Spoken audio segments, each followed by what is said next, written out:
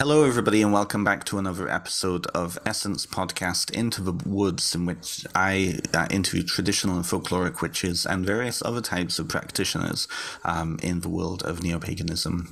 And today I have a very special guest, somebody whose book I absolutely adored. I have Nathan Hall on the show. Welcome, Nathan. Thank you. Thank you. It's an honor to be here.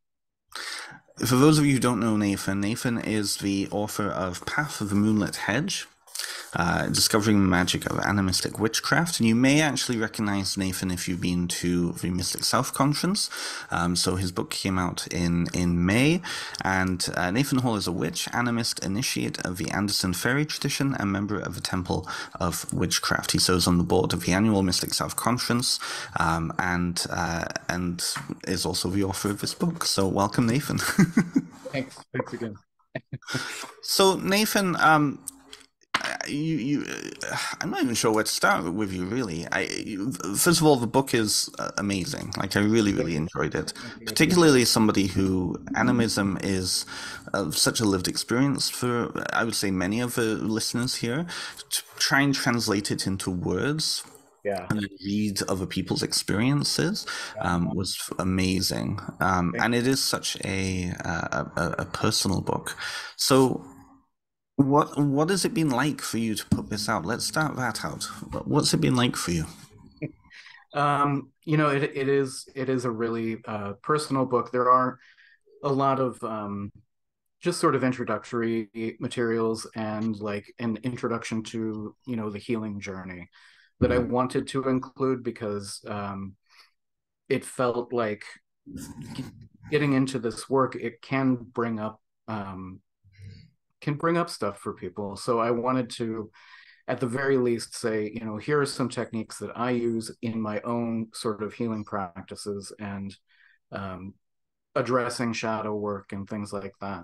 mm, And with a heavy dose of encouraging people to visit with a licensed therapist or mm, see your doctor if you have any issues with depression or anxiety or any of the mm, other variety of things.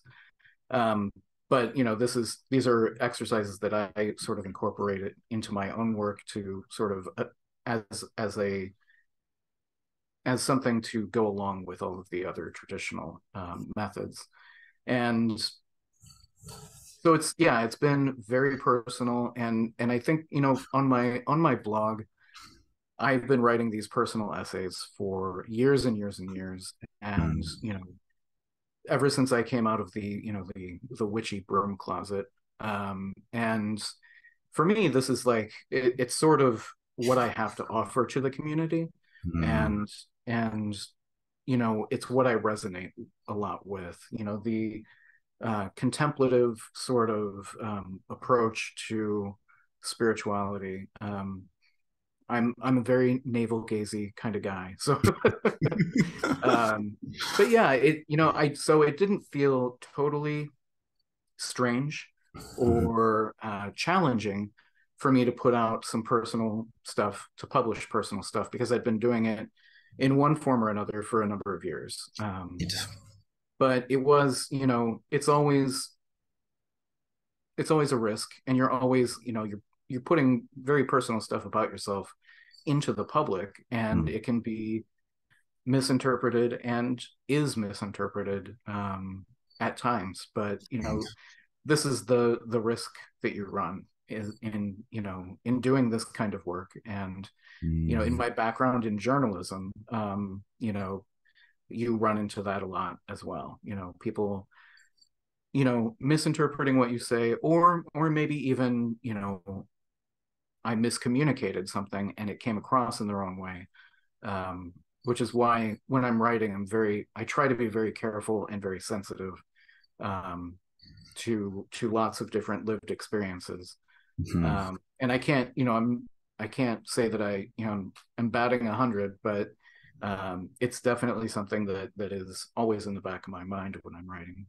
So yeah, It's a weird thing to try to get people to understand if they've not gone through a process like this of not only putting yourself out there, but also trying to anticipate how something that is a lived experience for you, even if it's a mistranslation or if you're not necessarily putting it out there in the way that another person can understand, yeah, how easy that can be to be misconstrued or have projected onto. I find yeah, that's starting to happen to me. There's certain comments here and there where it's misconstrued yeah, because it's entirely projection, right? yeah.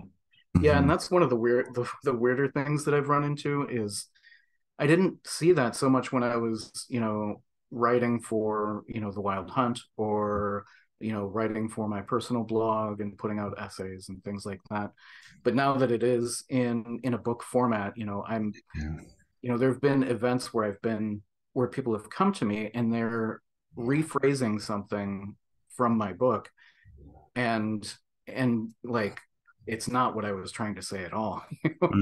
So then I Mm-hmm. have to like be like, well, maybe, I mean, if that works for you, okay, but what I was getting at was more this, whatever Right, it is. right. So yeah, it is a strange. It's at some point you have to release, let go of ownership to some degree of your own work because it goes out into a world and takes on a life of its own in some ways. I agree. I agree. And I mean, that's really on point to that idea of animism, right? I Yeah. feel that with my own book. I feel like, Mm. and a lot of our colleagues speak of their works that way of it's almost like Yeah. giving birth. And then you have to let go. You have to let it go and do its thing, you Yeah. know? Yeah. Hmm. Yeah. It's definitely, and for me, what I've done personally around my book is, I have a copy of it on my altar and I just regularly bless it and I say, just Mm, like ask that it find the people that need to find it and that it reaches and communicates to people effectively mhm. and they get what they need from it. And but yeah, it is exactly like having, just giving birth and there's a living being out there just with its own life happening, so I agree. I agree. yeah, It's a little emotional here, but it's true because it is that like there's that energetic kind of spirit floating around, yeah, and a lot of readers say that certain books come into their lives when they need them. I noticed yeah. that behind you have the spiral dance Oh yeah, on your yeah. right. That Yeah, came into yeah, my life when I needed it as a teenager, and that was a big thing for me, right? So yeah, it's fascinating how it's almost like those ripples, but that speaks to those interconnections, right? yeah. Yeah. Yeah, for sure. Yeah. Yeah, over here is all of my fairy library, my Anderson Mm-hmm. fairy library, and other fairy practitioners of different traditions. Mm-hmm. But yeah, spiral dance was a big one. And actually, before I even well, when I was when I was much younger, early 20s, I was involved in a lot of anti-globalization Right. protesting and organizing and things like that. And we were at I think it was a World Bank protest or something in DC, and yeah, there was a spiral dance that was happening there. I don't know if Starhawk was there or not, but I saw them doing the spiral dance, and I was like, "What is this?" I didn't at the time. I had no idea, and they're like, "Oh yeah, this is reclaiming spiral dance and everything." I was like, Mm-hmm. "Oh, that's interesting." And you know, Mm-hmm. as things would have it, as they always sort of, coincidences are not always coincidences. Now, 15 years later, or whatever it is, at this point, I'm an initiate of the same tradition that Starhawk is initiated into, and Yeah. Anderson Ferry not reclaiming, but yeah, Oh yeah, I was gonna say yeah. I didn't know actually. Starhawk was a fairy initiate. yeah, That's yeah, I had no idea. February, Okay, yeah, yeah, wow. That yeah. makes a So lot of February sense though, because I 16th. know that I mean in the Bay Area there, so many practitioners and are socially connected, so it makes a lot of Yeah, yeah, sense. my Yeah. understanding of it is that, and reclaiming people, please don't attack Don't me if come I'm for wrong. him. Don't send letters. Just a gentle correction is okay if I'm wrong, but my impression, my understanding is that Starhawk sort of left Anderson Ferry or became an initiate and then started reclaiming as sort of a spinoff of Anderson Ferry. So there's a lot of, or there is at least some influence of Anderson Ferry within reclaiming. Mm. So That makes sense. That makes sense. I have questions for you about Anderson Ferry, but at first I want to talk a little bit more broadly. So the uh, book's on animism. A lot of the exercise is about connecting with and seeing the animistic worldview, um, and as I said, very very personal experiences spoken about in there. I'm curious then because I feel like animism has become somewhat of a buzzword, but I feel like a lot of people, especially in the traditional and folkloric witchcraft communities, are really connecting with it, and a lot of us grew up on Japanese anime. A lot of us grew yeah. up watching Inuyasha and Studio Ghibli films, and Yeah. that worldview of animism in those traditions. So I'm curious for you, when did you clue into animism? When do you remember hearing the word, and what was that like for you? Um, it's hard. It's recalling exactly when I heard the word animism. It was, Mm-hmm. I think it was probably in my teenage years. Right. Um, but when I found the word, it suddenly described how I had been experiencing the world for so long, Mm. since I was a child. And because as I I truly believe that all people are born animist in their experience of the world, in their worldview, and that we are taught through you know sort of materialist culture and a heavy dose of Protestant Christianity, especially in the U.S. That that is all wrong, and it is sort of deprogrammed from us. Yeah. Um, yeah, I mean, most of my childhood, I had this connection and always felt really strange, um, when I talked to other families about it. My family was very agnostic. My Yes. parents were very agnostic. And they would say, probably on their face, they would say, no, we're Christian, we believe in God or Right. whatever. But in action and in actual like experiencing how what their beliefs are, like I never Mm. experienced what I would call Christianity in my Mm. childhood.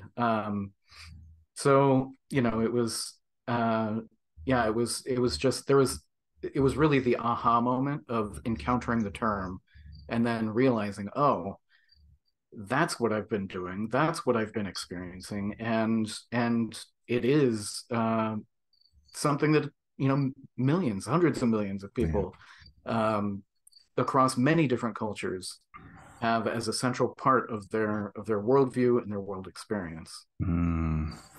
It's true. It's true. Different language, different wording, different, even sometimes different spirits involved, Yeah, but yeah, yeah, very, very similar worldview across the world. Absolutely. yeah, Yeah. yeah. What? Yeah, I was just gonna say, I feel like it is like one of the primary uh,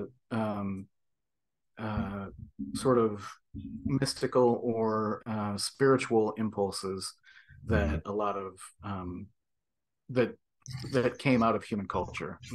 Totally. Yeah, And I I think there's agree. evidence for that. I point, in the book, I talk a little bit about places like Göbekli Tepe and the caves of Lascaux Mm. and things like that, where there's evidence of a sort of spiritual encounter with Mm. the landscape, Yeah. and deification of landscape and encounters with you know material spirits, in spirited entities as well as discarnate entities. But I don't want to go too far down that rabbit hole. But I guess I suspect most of our listeners already know. Our listeners are already very well aware of those things, and that's the thing. I think that again, that speaks to that kind of shift, right? yeah, I feel like, I feel like I was talking to Matthew Venus about this a few months ago, and we were talking about how so many people in the community they went through somewhat of a phase of being interested in African traditional religions or hoodoo, Right. voodoo, and whatnot. And those are so animistic in their basis. Same with Japanese Shinto and Japanese Right. traditions, right? Exactly. That whole worldview of it's not just a personification, it's not just an archetype. It is literally you're meeting the river, you're meeting the mountain, you're meeting Right. whatever. It just so Yeah. happens to the face, but cluing into that, right? Yeah. Yeah. Yeah. Yeah. What was Yeah. I the? love that. That Sorry, go on. concept of, just the personhood Yeah. of things that many people see as simple objects, Yeah. and down to, like I'm seeing sitting next to me is my son's teddy bear, Mm, and like he is, he has what I would describe as a very animistic relationship with this mm, stuffed animal, as many children do. mhm, um and I honor that, and I treat his teddy bear as I treat most of the things that I encounter, as a living being who I can communicate with, mm, and like sometimes with my son, we get into like behavior things where he's like, acting up or whatever, and we're like, we need to take a break from this toy, or whatever it is. Just like, we don't do it's more of a threat than I don't think we've ever actually taken any of his toys away. But mhm. um but it's like, but I've always said, I'll never take Teddy away from you. Like, Teddy's off the table. Teddy, you have Mm, too mhm. close of a relationship and a friendship with this stuffed animal that I'll never, he's off. He's not. I'm not even going to threaten that. Yeah. So, and in doing that, I'm honoring his relationship, with his stuffed animal as well. So That's really important. As somebody whose stuffed animals were routinely given away when I was a kid because he doesn't need it, yeah, that trauma from that, absolutely. yeah, Yeah, I think that's a yeah, good thing. yeah. Yeah. So So with that, then that relationship of beingness, that relationship of connecting in, and again, you talk about that in the book. There's a lot in yeah, this book. Go and get this book; it's wonderful.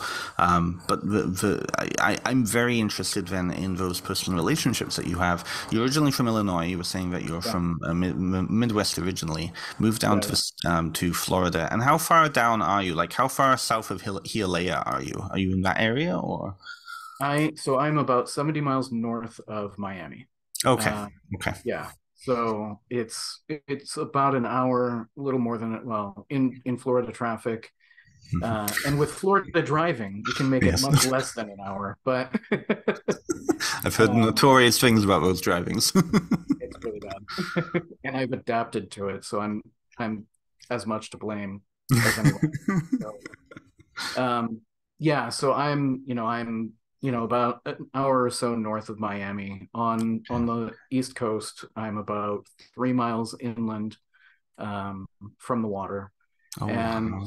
yeah, so but funny enough, I most of my attention and my focus is turned, instead of towards the ocean, it's turned towards the the watershed, the swamp, the Mm-hmm. Everglades.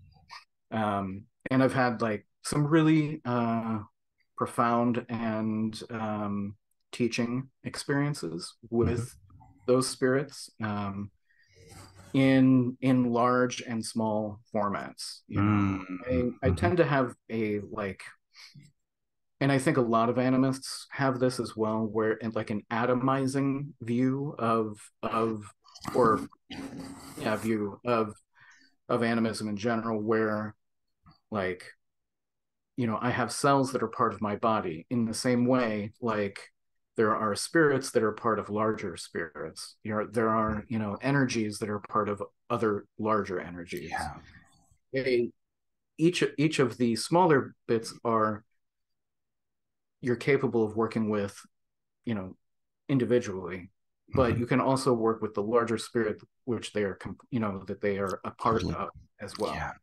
well. Um, So, there's an experience that I had in the Everglades where I met the actual, what I would term as the sort of over spirit of the Everglades, or the Mm-hmm. living spirit of the entire Mm-hmm. ecosystem.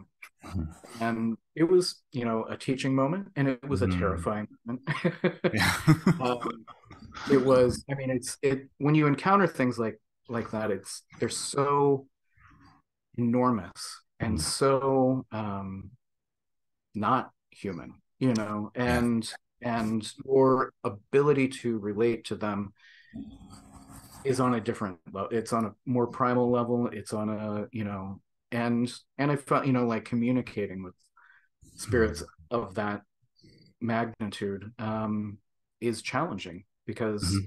number one, like my experience was that the Everglades spirit isn't terribly interested in communicating with humans who have done a lot of degradation to the water. I mean, the Everglades itself is a almost entirely managed watershed at this Right. point.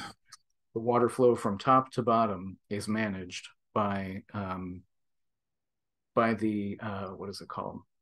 The Corps of Engineers. Oh wow, I didn't realize that. Wow. Yeah, yeah. So um, it's a strange sort of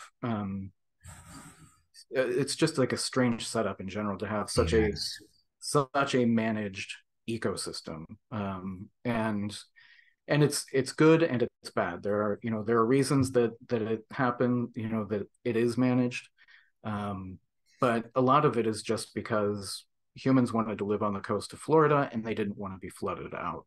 That You makes know, sense. there Yeah. was a series of huge floods that happened in Miami in the 50s, I think in the 50s and 60s, Mm. which which led to the like Army Corps Mm. coming in and really like managing it and Mm. diverting and doing things that damaged the ecosystem. Mm. So in encountering that, that spirit, it was, I was coming from a very foolish place, in a Mm. very inexperienced place in encountering spirits like that. And I, you know, maybe just wanting to come and be like, I'm a witch, I'm here, Right. I have love for you, Right. and and all of these, like, the things you get into when you do witchcraft, and especially when you are sort of encountering things that are, you know, outside of your realm of experience. Mhm. I wasn't inexperienced Mm. when this event happened, but I was inexperienced in dealing with things at that scale. And Naive. You were a little yeah, naive. That's very. right. Yeah. Yeah. No, I hear you. I hear you. So, the interaction that I had was this, like, here I am. I'm supporting you. I love you. Like, what can I do? And had this, like, laser beam of, like, attention suddenly focused on me. And Sauron I was staring like, at you. Right. like the Death Star exploding Yeah. at the end of Star Wars. And that was my brain just like, I was like, oh my God, like the realization of the magnitude of Mm. what was attracting to me. It was Yeah. in some ways like very eldritch, very like like a Cthulhu type Mm. of, like, otherworldly being. Mhm. Suddenly all of its attention is on you, and you have this understanding, like the sudden realization of what it Mhm. is like so complete and so Mhm. overwhelming your senses, overwhelming your psychic senses, overwhelming Mhm. all of it. It just kind of like short circuits you. Yeah. And I had some, like, health issues after that experience, I believe that it. Hmm. that lasted for some time. Hmm. But in the immediate, I was immediately nauseous Yeah. and was immediately, like, vomiting on the side of the road. Um, so, and that was like a very important lesson for me to learn. And I'm glad that I learned it. And I'm glad that I can learn from it and what not to do next time. That makes a lot of sense. That makes a lot of sense. That particular, I mean, I feel like a lot of people try to do that without necessarily realizing. Again, coming from that naive place, I Yeah. I experienced the same thing with Lake Ontario once, and it was a little overpowering because I was a little witch, 18-year-old witch boy in Toronto, right? Um, but that I think that speaks to that idea of ethics. That speaks to that idea of tradition. That speaks to that idea of understanding kind of the dynamics to that. Because Yeah. when you look at most animistic traditions, there are layers of safety in between you and that being. Usually, spirit. The reason spirit possession is such a big thing is the individual priests or vessels that are being possessed have the ability to take on an aspect of that thing without directly connecting to it. Right? Right. Yeah. Yeah. Yeah. And that is one of the things that, in pursuing animism and in constructing my own animist practice, Mm-hmm. um, has been, very obviously sorely missed Mm, is this, lineaged tradition of, mm, that goes back ancestrally. Like mm. I think that what's his name? There's a I think he's Danish, guy who's like reconstructing Oh, a Jim Lingveld. no No? somebody else. Oh, sorry. Yeah, Sorry. his name is I think his name is Rune. Um, I'll send you some Yeah, please information. do. I'd be But interested. Yeah. yeah, this is my brain where I'm like just terrible with names on the spot. I'm like I do all this research and I write everything down. I think I write it down so I don't have to like retain it in some way. But anyways, but he's reconstructing a sort of heathen animism, Mm, and with all of the pitfalls and experiences that go along with that, and I think there was very clearly in a European background, there was a time of animism as well, I agree. and Yeah. so but as we identify Western culture now, it's very culturally Protestant, very culturally Mm, materialistic or mm, materialist, I should say, um, and yeah, and battling against that is that's how you make the kinds of mistakes that I made mm. in encountering that being, and it's I Well, and wish that we sorry, go on. no I wish we had that depth of tradition to rely on. This is the thing coming from the UK myself, and this is what I've noticed. There tends to be, and I think this is why Protestant Christianity in so many parts of Europe really did not want to go into the wild. Like the wilderness was always seen as dangerous. Yeah. A lot of people go to England and they don't realize what they're looking at. This beautiful landscape of England is a managed, like you were saying with the Everglades, it's a managed landscape. It's Yeah. it's been managed for like even copses of trees and like little forests and this. They are managed. They've been managed for over 1,000 years now. So Right. the entire landscape is a human landscape, and the energy of that space, the spirits that exist in that space, often tend to be ancestral humans. They tend to be folklore characters. They tend to be those spirits, right? When Right. you go to the very wild places like any of the dark zones, any of the Wales, northern Scotland, the Isles, right, really obscure parts of Ireland, you get that sense of the original spirit that was there, the spirit that's been subdued, right? And I would Yeah. say most of Europe is like that, except for like Norway, Scandinavia, even Iceland, right? So Yeah. it's interesting but I feel like at that point, there's like an ancestral connection. People are born in that space. they are relating to that space, and so they have that relationship from birth, even Right. if it's outside of a spiritual tradition. I'm Yeah. curious for you then, coming from Illinois, Yeah.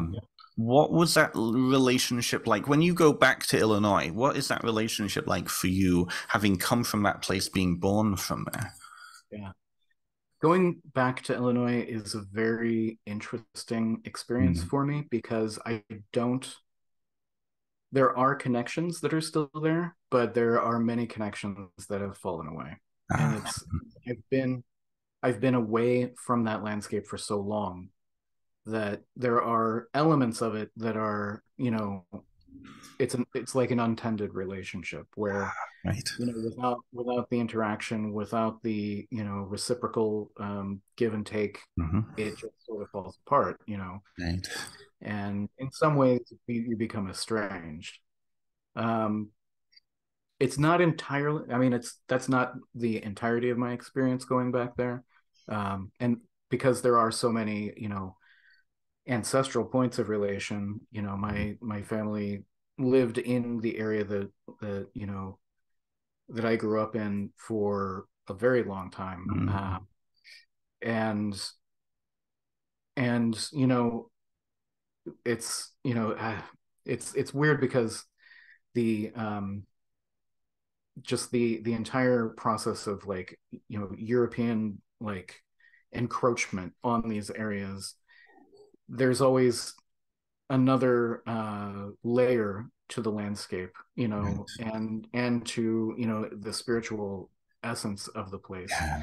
where you will never be from that place, Mm. and there you're in some senses not welcome, and rightfully so, Mm. um because the encroachment that happened there, and the um just the First Nations element of European encroachment. Hmm. So it's always a fraught sort of experience, and it's a Hmm. fraught experience in Florida too. Hmm. I mean, Hmm.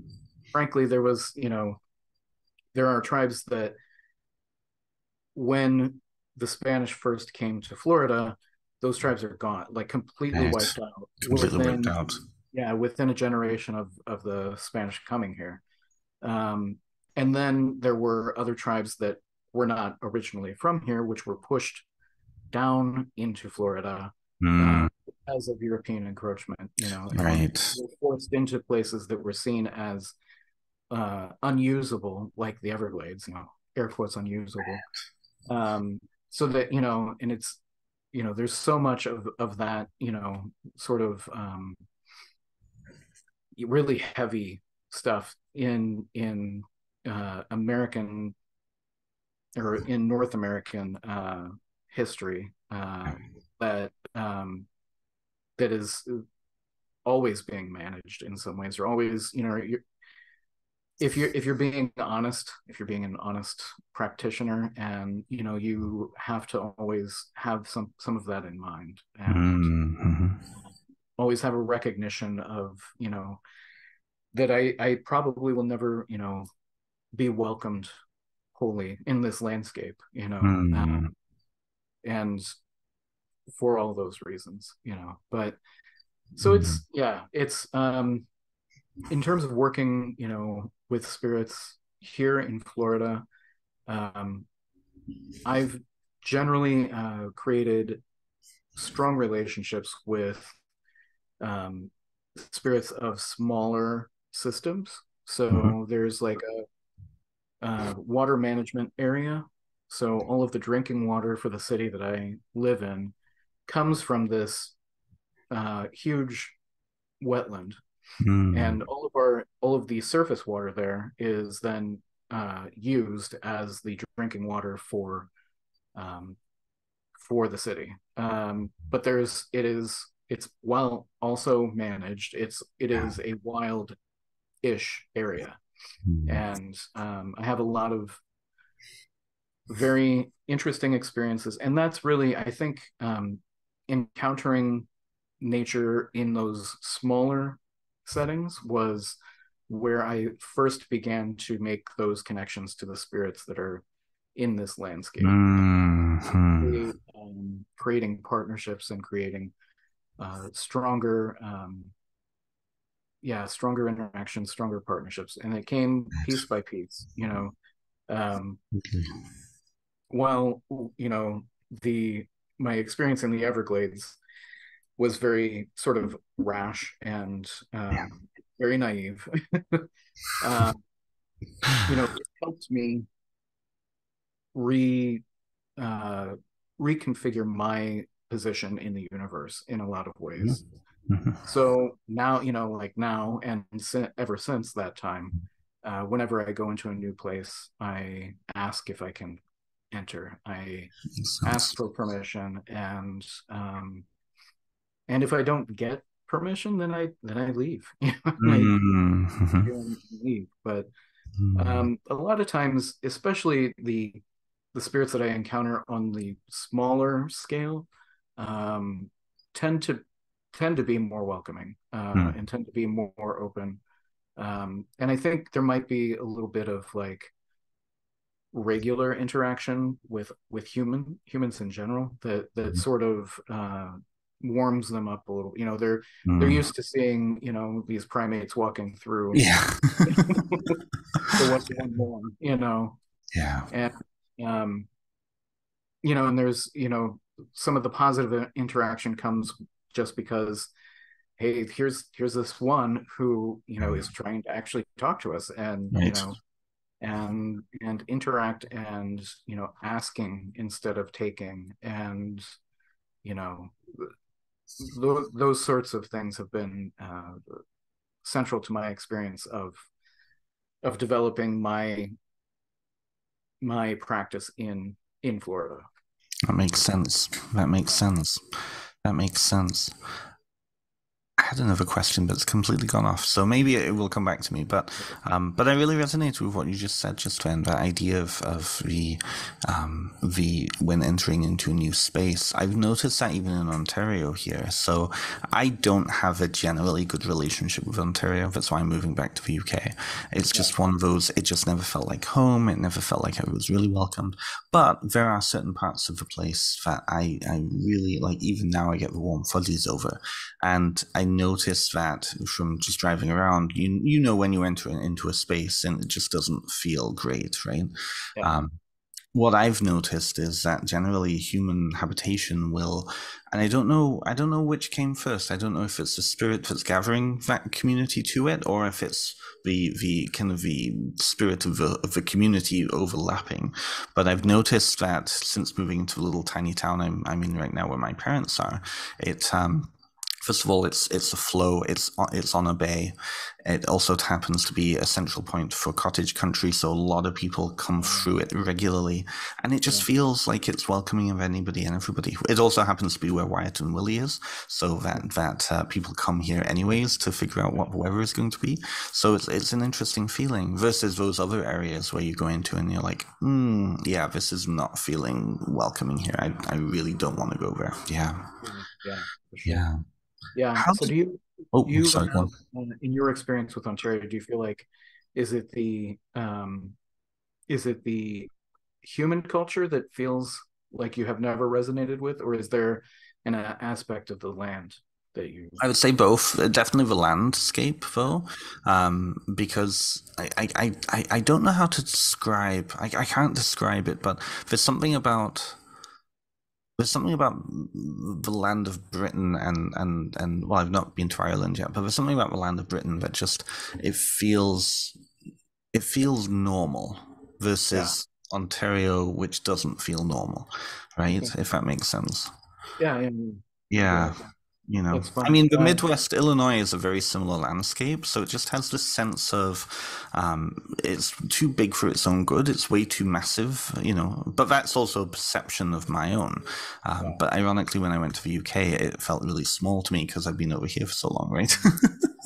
Yeah, I think one of the really crazy, like where I grew up, it was prairie, Hmm. or historically prairie. Now it's corn, but Yeah. um, and um, and there is that sense of like I mean, it was very similar. I would say it's very similar to how my experience of the Everglades spirit, Mm-hmm. you almost get term is agoraphobia, Oh, like right. fear of wide open spaces. Is that right? Yes. Or yeah, Yeah. yeah. Yeah. Because it it becomes it starts to feel so massive and so like you can't even wrap your head around Yeah. where you are and orient yourself within the universe, or whatever. Yes. um yeah, so I get what you're saying there. And finding a place that is tighter or smaller Mm. or whatever kind of builds in a coziness almost in some ways. You have that chance to relate to that one spirit of place, right? I think and I've certainly had my own theories about this, but I feel like there's something about when you're born into a landscape, that landscape becomes kind of the status quo, whether that's just socialization or because you're drawing something up, you become a manifestation of that landscape.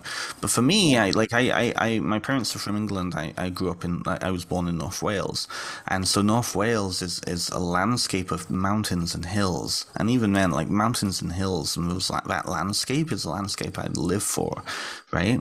If I go down Yeah, south in southern Ontario, further down, it becomes very, very flat, and I hate yeah, flatness. So growing up on a prairie would be, I couldn't even yeah. imagine it,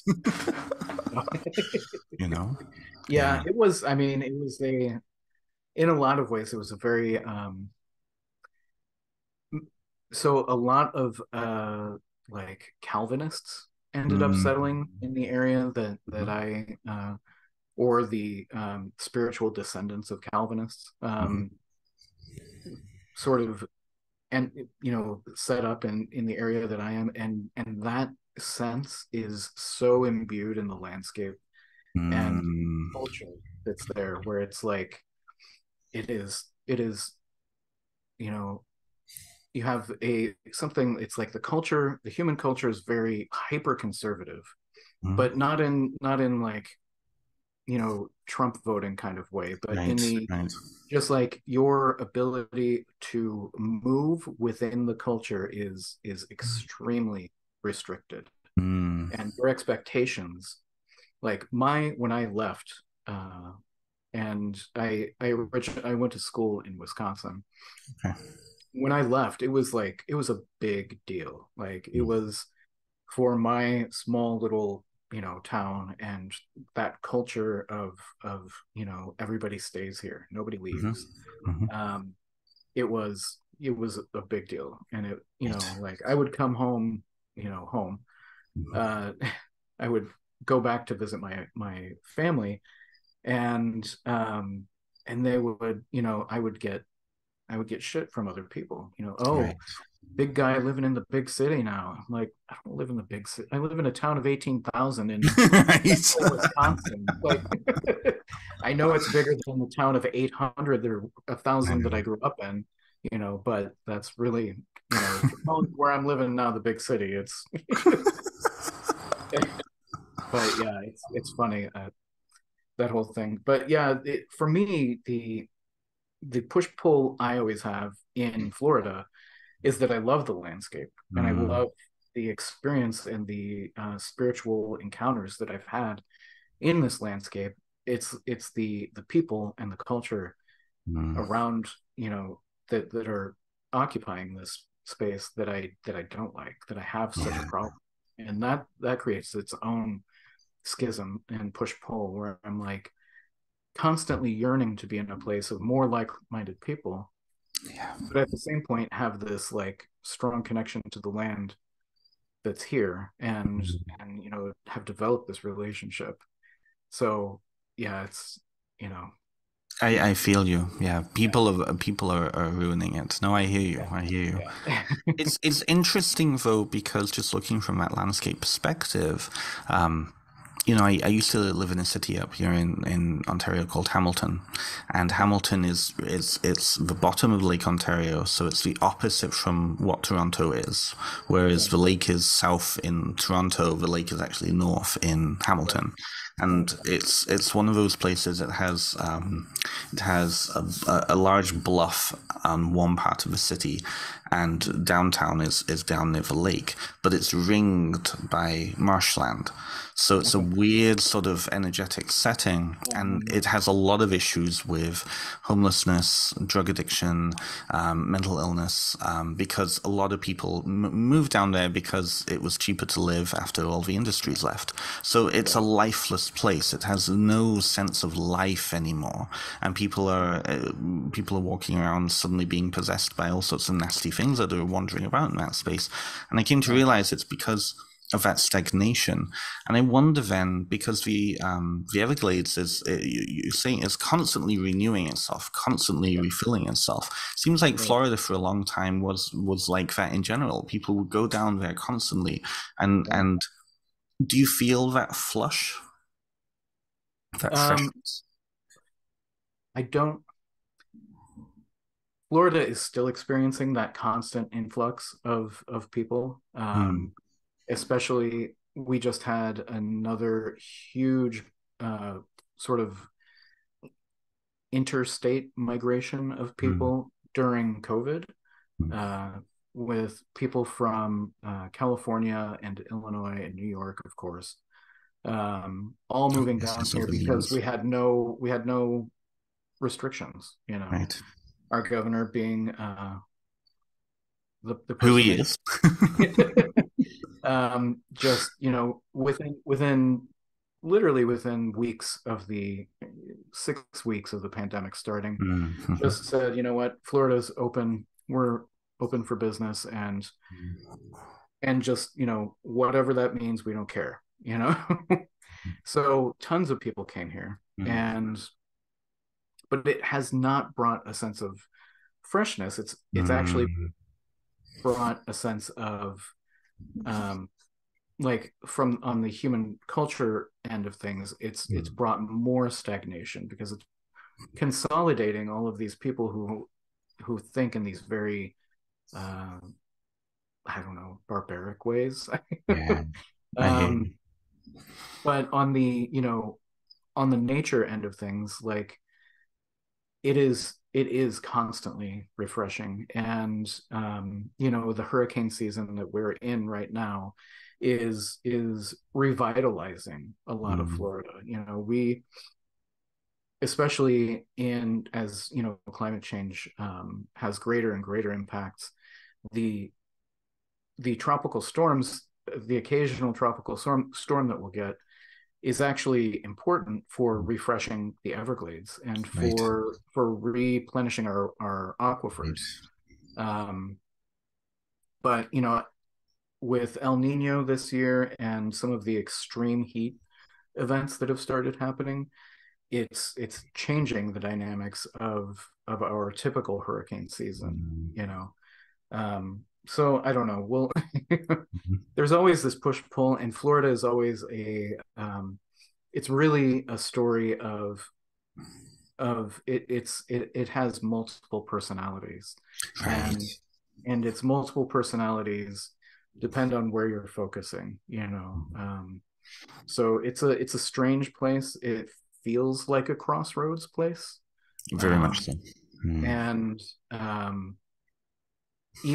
even though we are like I feel like as far as the number of people that we have here, we're at capacity.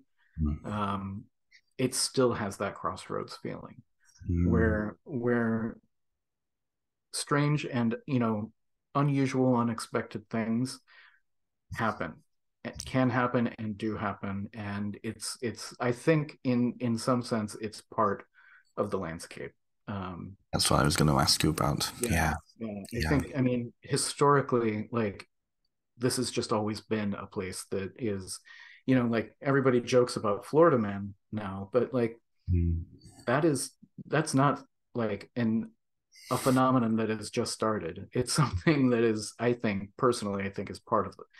There's a wildness in the landscape that like has the capacity to possess people makes sense. and make them behave in ways that feel irrational to us. Mm, And whatever that means. So um but I think that it's here, and I see it all the time, Mm, that makes and sense.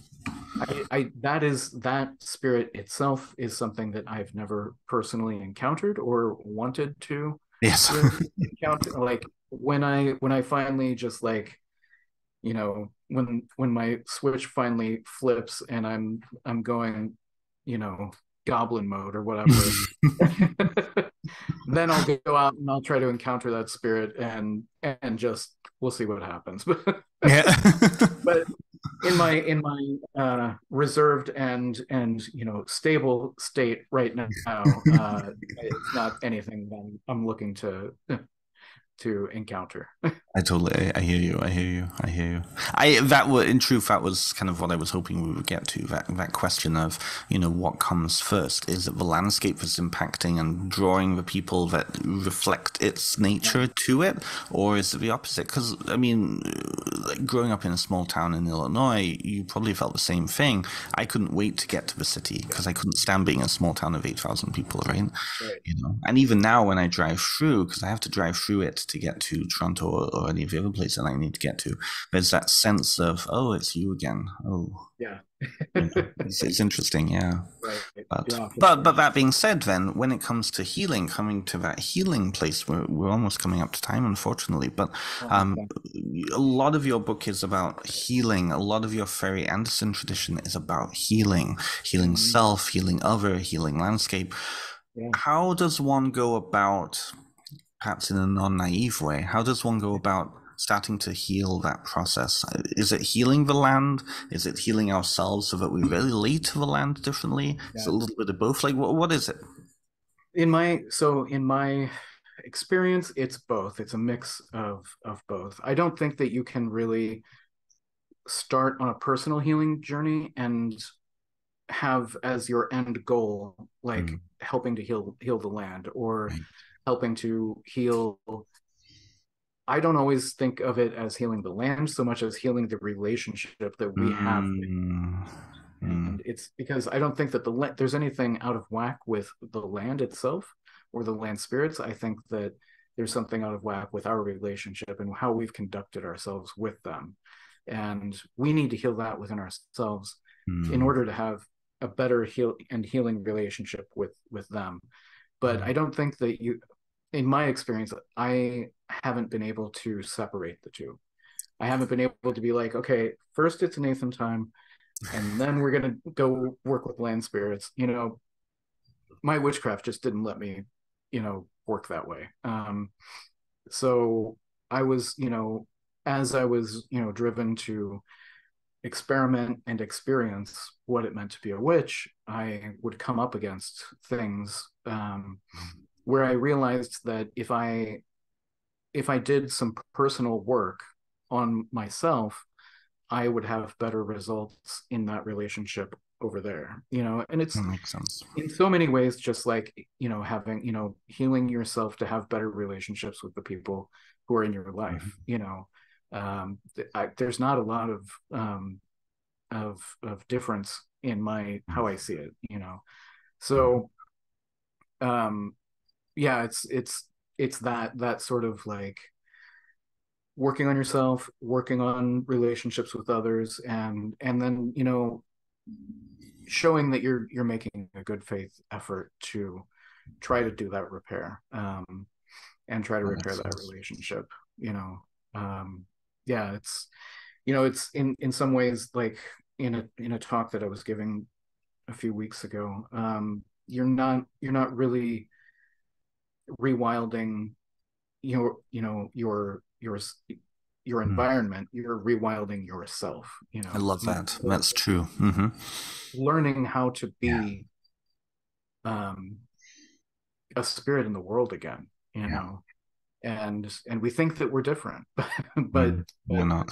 that we're not at all. And I think that's the place that I work in, and Mm. continue to try to cultivate, and because the healing journey is an endless process. It is. Then so it's something that I'm a space that I'm occupying, you know, hopefully for the rest of my life. I have the awareness to keep working on that. Absolutely, absolutely. I love that answer. This leads to my last question then. I've been asking a couple of the other people I've been interviewing.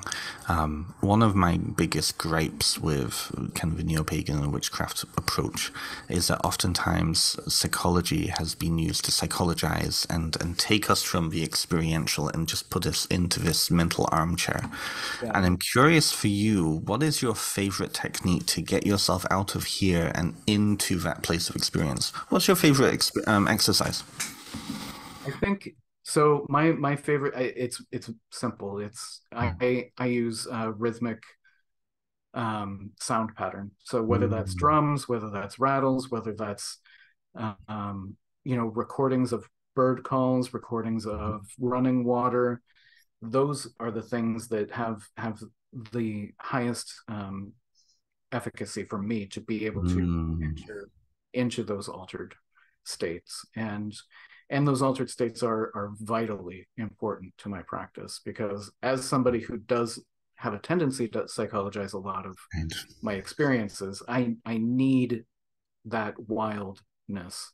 And that's what actually brought me into the Anderson fairy tradition. When I first Mm. encountered a fairy practitioner, there was an energetic wildness about them that I keyed into like immediately, and was like, whatever that is, that's where I need to go. Yeah. So yeah, but yeah, it's for me, it's like I said, very, the simpler the better, and just something rhythmic that draws me, is able to draw me out.